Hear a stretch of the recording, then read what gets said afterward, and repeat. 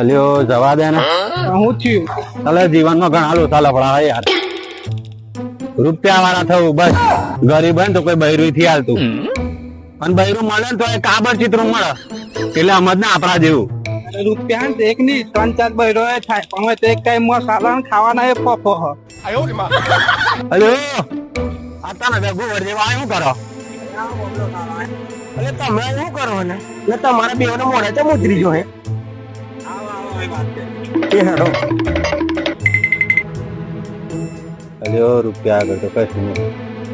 હાચી વાત હે. એટલે આપણા ગામમાં પેલો ભીખો જો ને એ ગુવડ જેવું ને બૈરું કોયલ જેવું. કોયલ જેવું એટલે કારી કારી ના લ્યો મીઠ છે ને મસ્ત. એમને થોડી મળી, ભીખા જોડે પૈસા હતા એટલે મળી. અરે આ બહુ મસ્ત બૈરું રાખવું સારું નહીં. સાચી વાત હા તારી. ને તો આપણે નોકરીએ જઈએ અને આપણો જીવ ઘેર નો ઘેર, આજુબાજુમાંથી કોઈ આવ્યું જ નહીં હોય. સાચી વાત, બહુ બૈરું સારું નહીં. હે સાચી વાત એ તો. રૂપિયા તો હમણાં કમાઈ લો, પછી ખાલી ખોટી ખાવા પીવાની આદત લાગી જાય એટલે થી કમાતો. આ તો કોઈ ખવડાવો તો ખાઈ લે.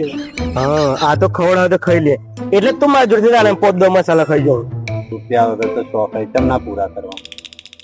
એટલે યાર માર ઘેર તો કોઈ મહેમાન આવે ને તો કાચના ગ્લાસમાં શું નાવારું પાણી કરીને એને બતાવવા સારું પીવું કે ને લાગે કે આવો તો દૂધ પીવે ગ્લાસ ભરીને, તે રૂપિયા વાળો હોય મારી મોટે હાથી રાખવા સારું એમ કરું તો.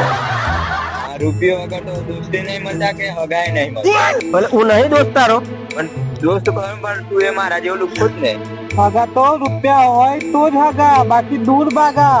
તમારા જોડે રૂપિયા હોય ને એવું મસ્ત બૈરું લાવું ચેક કરીને. ચેક કરી એટલે આ તો બોલે જો ચેક કરીને મસ્ત બૈરું લાવું એમ. કોઈ કહેતા નહીં. આ ઘરમાં એક જ લંગોટ, 4 દાડા બાપા પહેરે અને 3 દાડા મારે. આજે ચારો દાડો હે કે કોરો? એટલે આજે પહેરી એટલે તો વાત કરી. હવે ઘેર છે, બાકીની વાતો રૂપિયા હે તાણે કર્યું.